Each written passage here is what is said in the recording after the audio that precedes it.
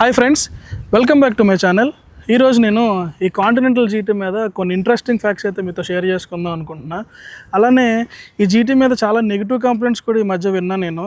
మాకు wrist pain వస్తుందని, లేదా బ్యాక్ పెయిన్ వస్తుందని, మాకు టూరింగ్ చేసేటప్పుడు చాలా అన్కంఫర్ట్గా ఉందని, ఇలాంటి కంప్లైంట్స్ అయితే వింటున్నాను నేను. సో దాని మీద కూడా కొంచెం క్లారిఫై చేద్దాం అనుకుంటున్నా. మీకు కంఫర్ట్గా లేదు అంటే దాని అర్థం బండి డిజైన్ బాగాలేదని కాదు ఫ్రెండ్స్. దీనికంటూ ఒక ప్రత్యేకత ఉంది. ఈ డిజైన్ వెనుక ఒక మంచి హిస్టరీ ఉంది.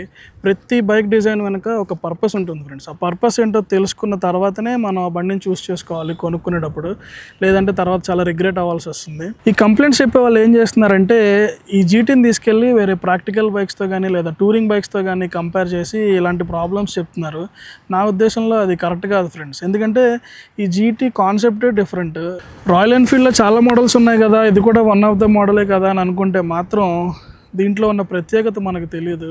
ఇలా కంపేర్ చేయాల్సిన బైక్ కాదు. సో నేను కూడా అందుకే దీని స్పెసిఫికేషన్స్ ఏంటి, ప్రోస్ ఏంటి, కాన్స్ ఏంటి, దీని మీద నేనేం మాట్లాడదాం అనుకోవట్లేదు. నేను ఈ వీడియో చేసే ఉద్దేశం ఏంటంటే ఏంటి జీటీలో ఉన్న ప్రత్యేకత, దీనికి ఎందుకు ఇంత క్రేజ్ ఉంది, దీన్ని ఇలా ఎందుకు డిజైన్ చేశారు, దీని వెనుకున్న పర్పస్ ఏంటనేది మీతో షేర్ చేసుకుందాం అనుకుంటున్నా.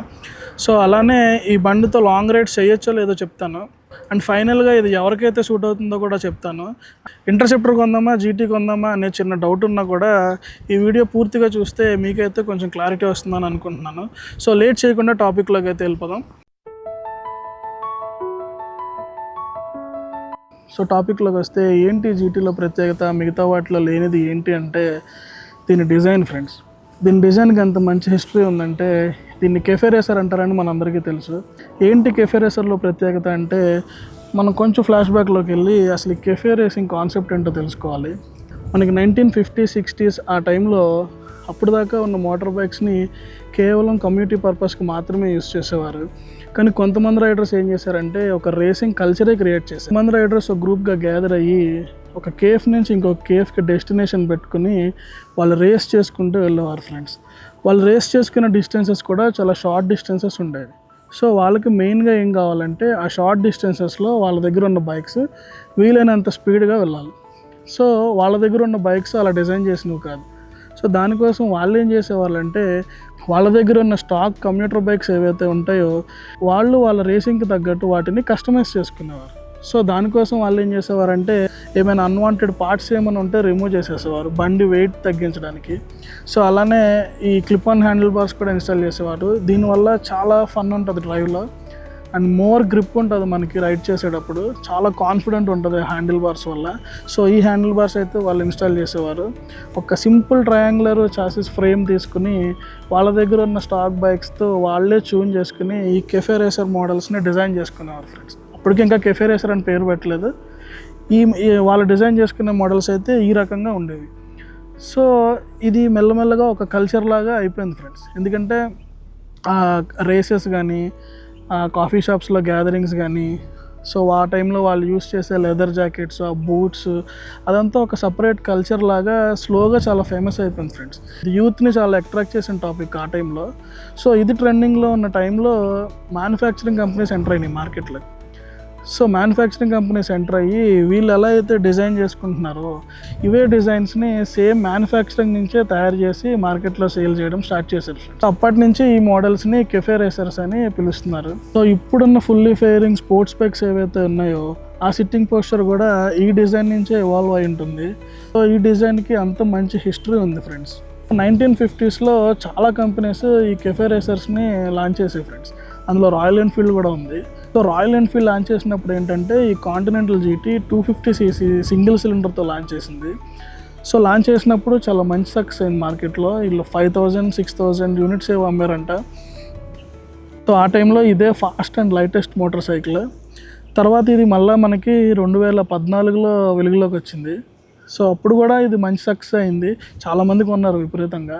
ప్రాపర్ కెఫే రేసర్గా మనకి 2017 నుంచి ఈ ప్యారలల్ ట్విన్ ఇంజన్ 650cc మనకి అద్భుతంగా లాంచ్ చేశారు దీన్ని.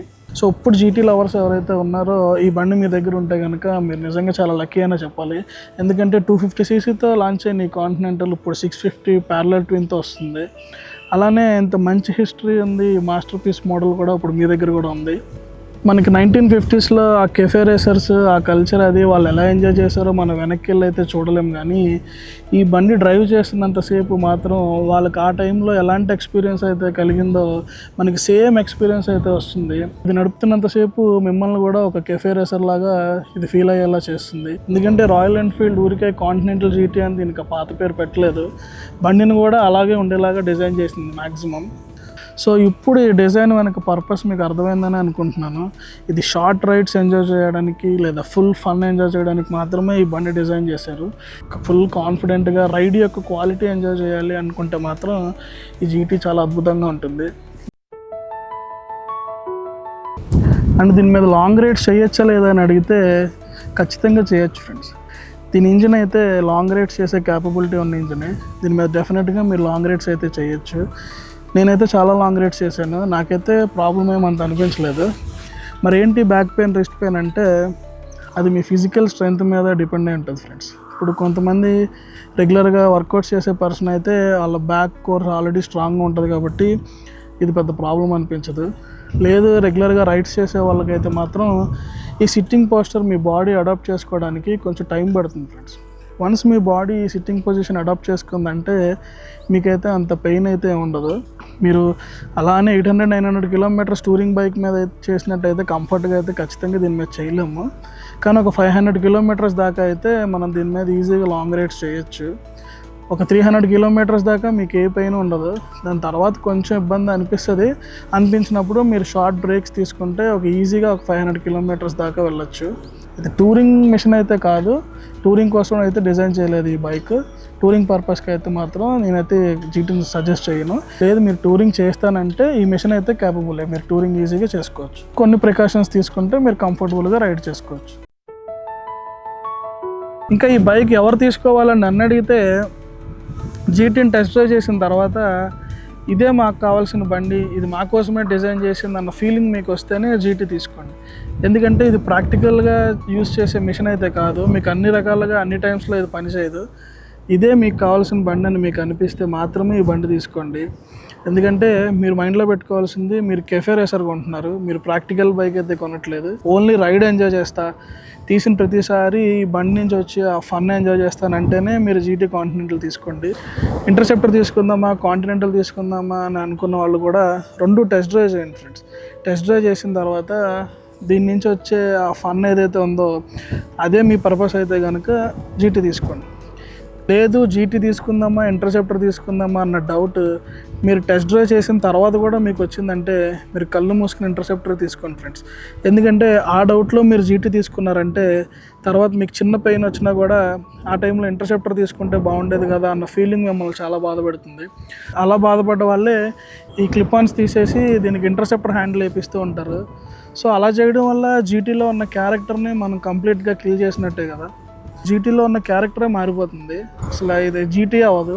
దాని బదులు ఇంటర్సెప్టర్ కొనుక్కోవచ్చు కదా. సో అలాంటి రాంగ్ డెసిషన్స్ అయితే తీసుకోకండి. జీటీ కొన్న పర్పస్ దేనికో దానికే వాడండి అని చెప్తాను. టెస్ట్ రైడ్ చేసిన తర్వాత డౌట్ వచ్చినా కూడా ఇంటర్సెప్టర్ తీసుకోండి ఫ్రెండ్స్. ఎందుకంటే జీటీ డ్రైవ్ చేసే వాళ్ళకి ఇంకా నో సెకండ్ థాట్. ఈ జీటీ తీసుకుందాం ఉద్దేశం ఉంటే మాత్రం అసలు డౌట్ రాకూడదు. ఆ డౌట్ వచ్చిందంటే మాత్రం ఇంటర్సెప్టర్ తీసుకోండి. సో అది ఫ్రెండ్స్ ఫైనల్గా జీటీ మీద నాకున్న ఒపీనియన్. దీనికి అంత మంచి హిస్టరీ ఉంది, దీనికి అంత మంచి ఈ డిజైన్ వెనక అంత మంచి రీజన్ ఉంది. ఈ జీటీ కోసం అలా కంప్లైంట్స్ చెప్తుంటే నాకు అది ఎందుకు కరెక్ట్ కాదనిపించింది. సో దానికోసమే ఈ వీడియో చేయడం జరిగింది. ఇంటర్సెప్టర్కి జీటీకి చాలా మెయిన్ డిఫరెన్సెస్ ఉన్నాయి, అదేంటో నేను తర్వాత వీడియోలో చెప్తాను మీకు. సో ఆ వీడియో మిస్ అవ్వకండి. ఈ వీడియో అయితే మీకు నచ్చినట్టయితే ప్లీజ్ లైక్ చేయండి, షేర్ చేయండి, సబ్స్క్రైబ్ చేయండి. Thank you friends.